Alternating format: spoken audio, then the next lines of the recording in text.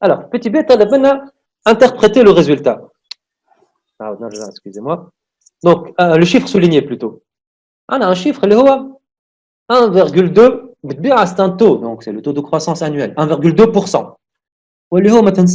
C'est un taux de croissance annuel moyen du PIB.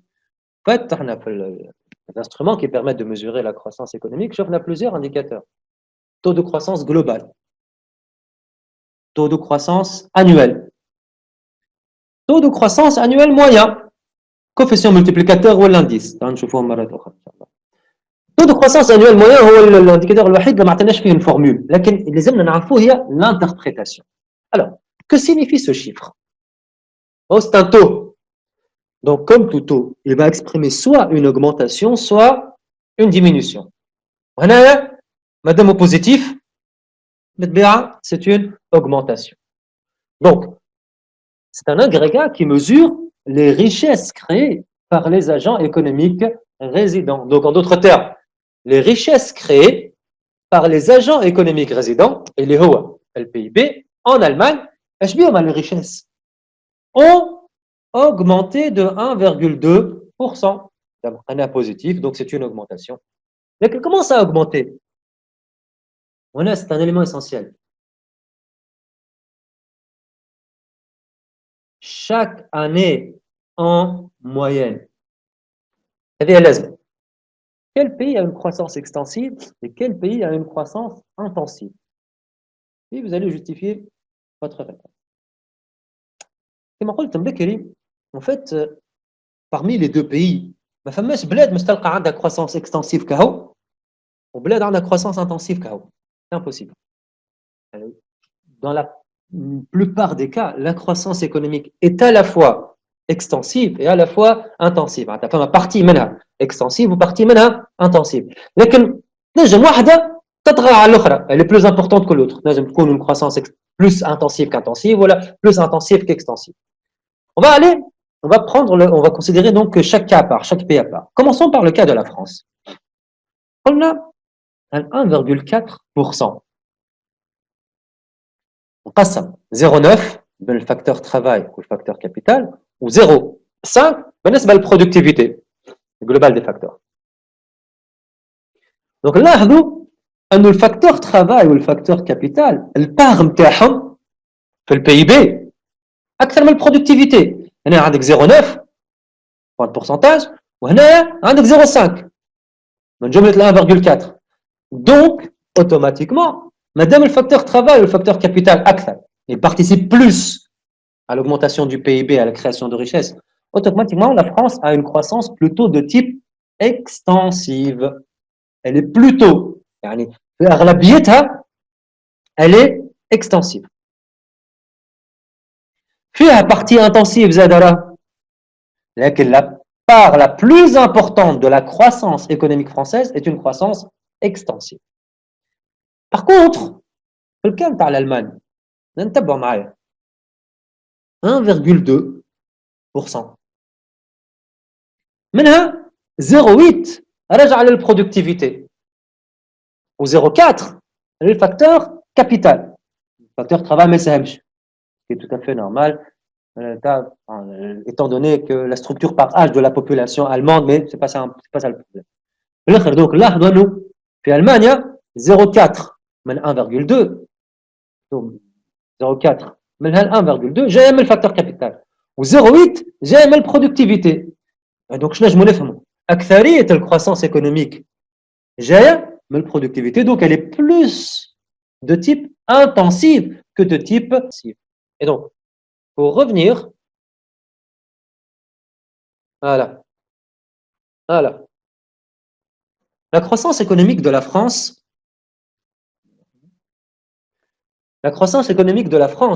est plutôt de type extensive.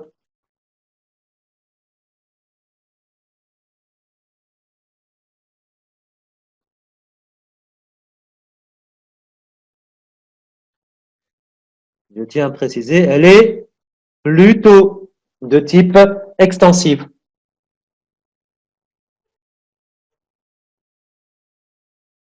معناتها ماهيش extensive à 100%. Enfin, une erreur ici, c'est de type extensive. Extensive. Pas un problème. Donc, elle est plutôt de type extensive. Allez, elle est plutôt de type extensive. En effet, le facteur travail et le facteur capital contribuent à hauteur de 0,9 points. Les composantes s'expriment en points. Dans le PIB. À 0,9, ce qui représente 64% de la création de richesse. القائل من جبت هنا 64% هذه.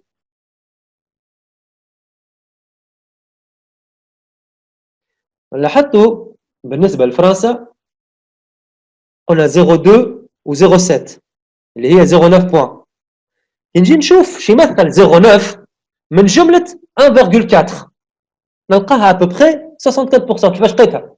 0,9 sur 1,4 fois 100 تعطينا 64%. 64% من الكرياسيون دو ريشيس.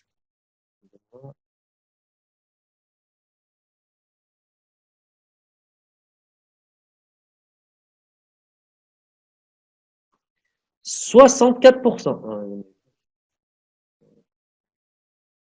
64% de la création de richesse gère essentiellement le travail ou le capital. Et donc, automatiquement, madame, la création de richesse gère le travail ou le capital, il est 0,9. C'est-à-dire qu'elle est plutôt de type extensif. La croissance économique de l'Allemagne est plutôt de type intensive. En effet, la hausse annuelle moyenne du PIB est de 1,2%. Le document s'explique à hauteur de 0,8 points.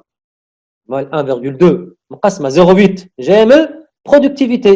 Madame 0,8 1,2 soit à peu près les 2 tiers, 66%. Qui peut être à 66%.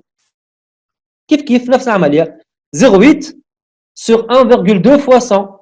Là, c'est à peu près les 2 tiers, donc automatiquement, les 2 tiers de la croissance économique allemande provient de la productivité des facteurs. C'est-à-dire qu'elle est une croissance plutôt intensive. Par contre, la création de richesses en France, elle provient du facteur travail et capital. Donc, elle est plutôt de type extensive. Voilà. Première question.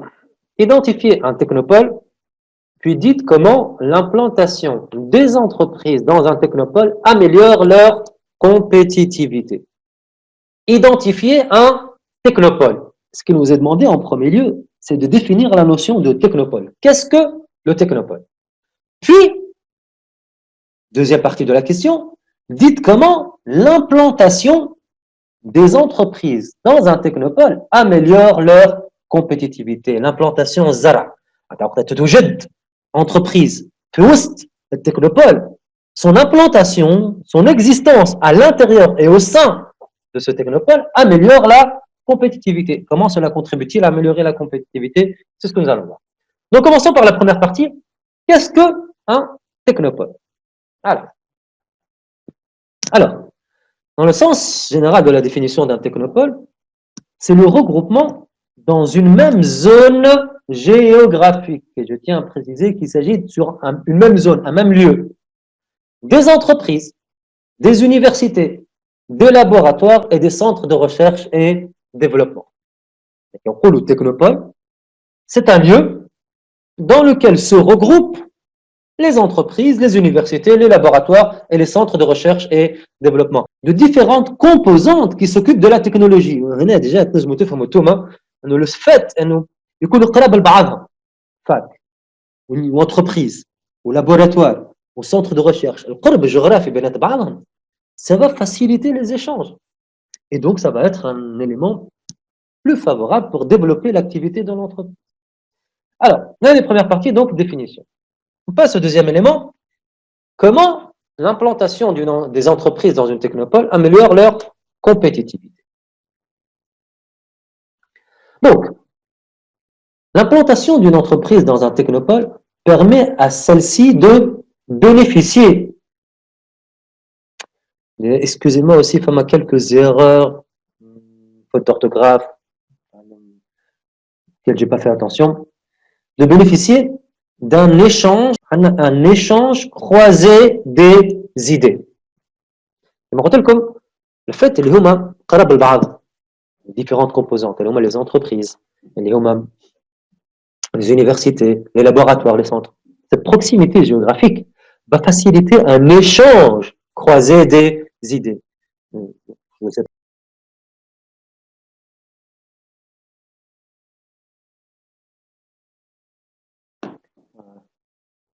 Alors, en fait, le sujet,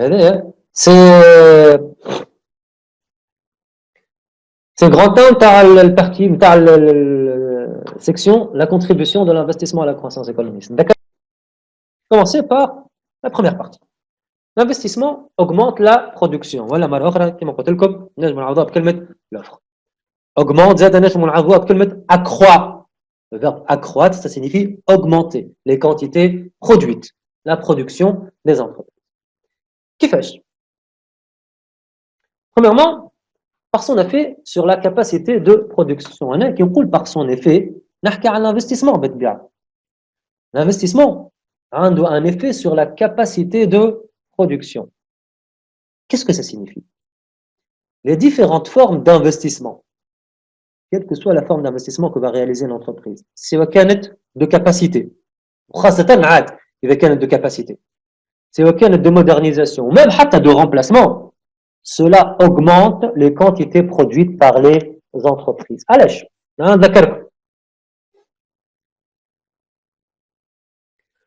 وقت نحكيو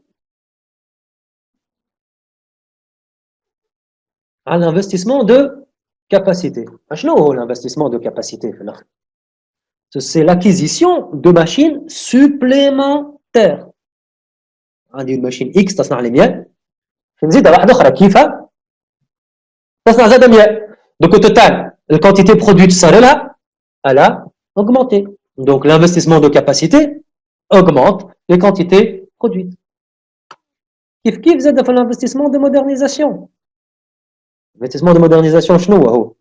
C'est l'acquisition d'une machine plus moderne, plus performante, plus sophistiquée, plus développée, donc qui intègre du progrès technologique, et alors qui est plus efficace. Madame est plus efficace, elle est capable de produire plus en moins de temps. Donc, la capacité, la quantité produite interne va augmenter. Hatta l'investissement de remplacement, l'investissement de remplacement, on va remplacer une machine usée, obsolète, par une autre à l'identique. Des machines important. Donc, l'investissement, par son effet sur les capacités de production, augmente les quantités produites des entreprises. Quelle que soit la forme, c'est aucun investissement de capacité, ou l'investissement de modernisation, ou l'investissement de remplacement, les quantités produites vont augmenter.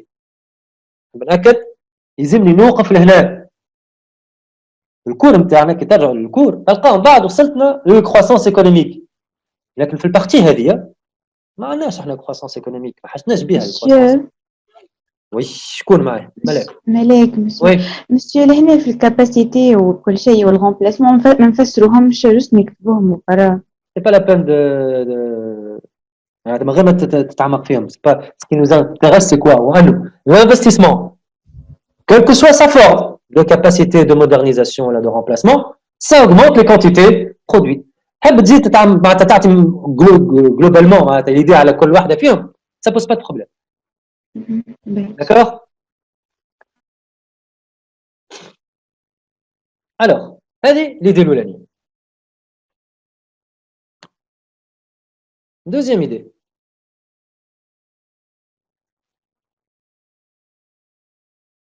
Voilà. Par son effet sur l'efficacité productive des entreprises.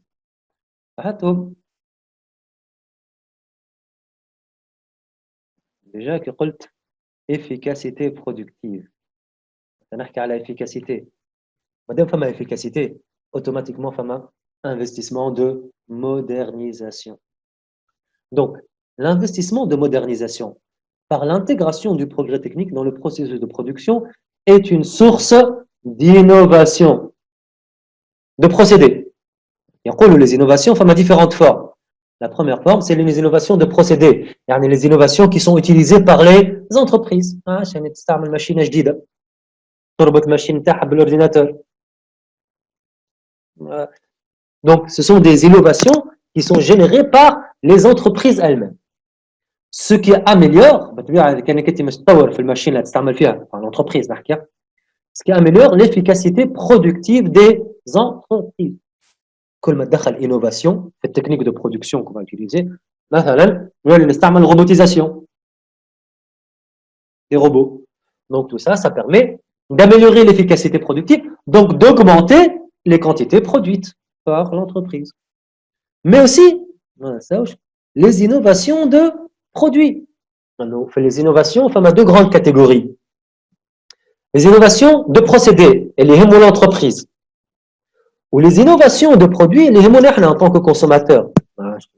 حاجة جديدة في التليفون مثلا نولي je sais pas j'imagine بالتليفون نتاعي فعوض كيما قاعدين نخدموا توا ما عادش نستعمل السوري نولي بصبعي نقول عليه قاعد ولا بستيلو باغ اكزومبل كيما في الجالاكسي فما تليفون جالاكسي جو سي با لوكال يستعملوا فيه ستيلو نولي نكتب ديريكتومون بستيلو على التليفون وتظهر لكم التصويره ما عادش كيما هكا تولي معناتها ريالمون نقولوا علينا في الكلاس تابلو internet. En tout cas, ce sont des innovations de produits.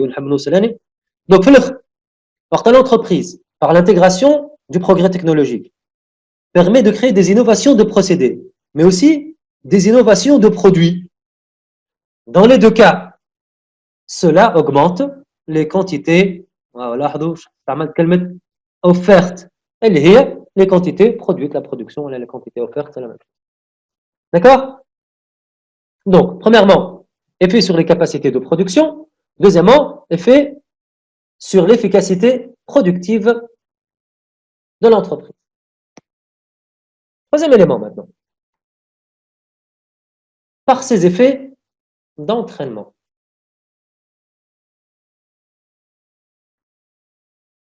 Alors, lorsqu'on parle d'effet d'entraînement,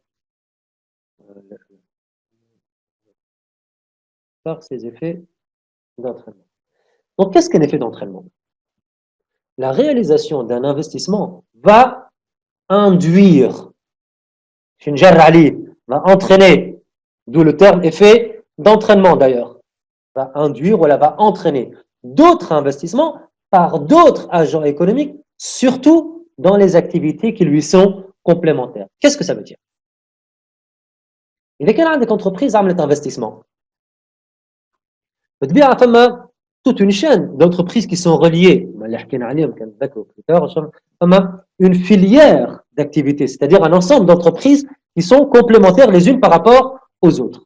Donc, il y a quelle entreprise a un investissement? Automatiquement, les autres entreprises, qui lui ont des activités complémentaires, vont également réaliser des investissements. Donc, au final, qu'est-ce qui va se passer? Ce qui provoque une augmentation des quantités offertes à l'échelle nationale. C'est un phénomène de croissance économique. D'accord? Donc, là, l'effet d'entraînement. Un investissement entraîne, induit d'autres investissements par d'autres agents économiques. Donc, au total, l'investissement national augmente et les quantités offertes au niveau national vont augmenter, ce qui peut contribuer à la croissance économique, bien sûr, mais cette croissance économique, ça ne fait pas partie de notre sujet. D'accord? Et pour terminer,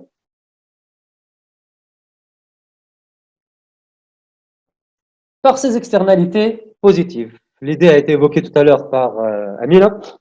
En fait,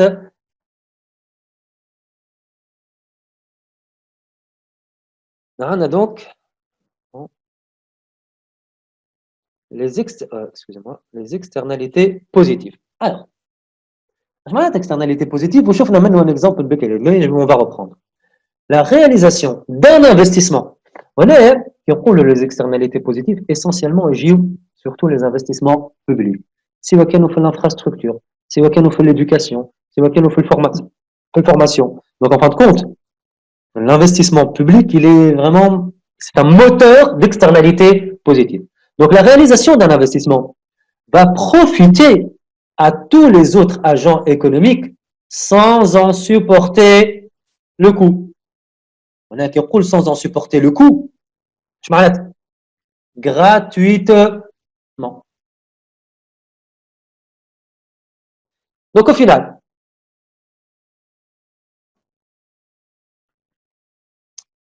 pour revenir, donc l'investissement augmente la production. 4 idées principales à retenir. Premièrement, effet sur la capacité de production. Deuxièmement, effet sur l'efficacité productive des entreprises. Troisième élément, effet d'entraînement. Quatrième élément, les externalités positives. Au final, ils aiment nous faire la quantité offerte, la production ou la quantité offerte. On a la quantité offerte, quantité offerte, quantité offerte, quantité produite. Donc, l'investissement augmente les quantités produites par ses effets sur la capacité, sur l'efficacité, sur l'effet d'entraînement et les externalités positives.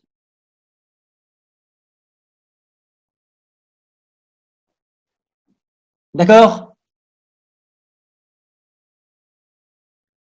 Alors, rêve première partie. D'accord. En tout cas, alors, rêve première partie. On va passer maintenant à la deuxième partie. Donc, l'investissement augmente la production. Deuxième partie maintenant, l'investissement améliore la production, améliore l'offre. Donc, l'amélioration de l'offre, c'est évident. Maintenant, je me dis que l'investissement de modernisation.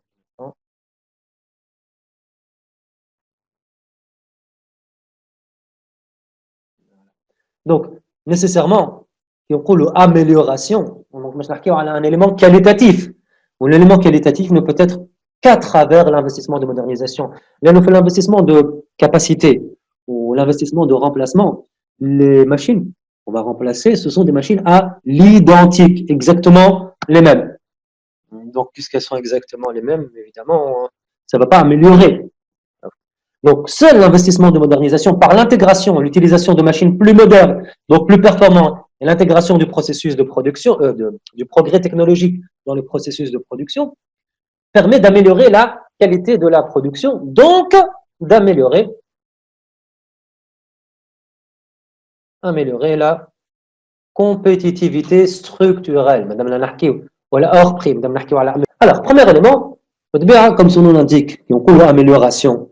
Donc, premièrement, l'investissement de modernisation améliore la qualité des biens et des services fabriqués par les entreprises, ce qui attire plus de consommateurs, c'est évident.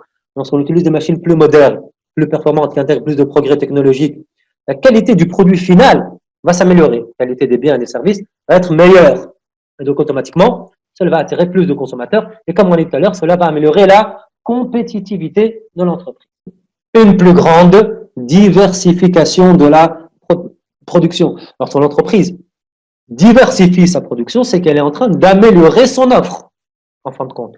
Donc, il y a une diversification de la production, c'est-à-dire l'élargissement de la gamme des produits offerts par l'entreprise pour répondre à un nombre plus élevé de besoins. Donc, il y a une diversification de l'offre par l'entreprise ou la diversification de la production, c'est être capable de fournir des biens et des services diversifiés qui répondent à des besoins différents.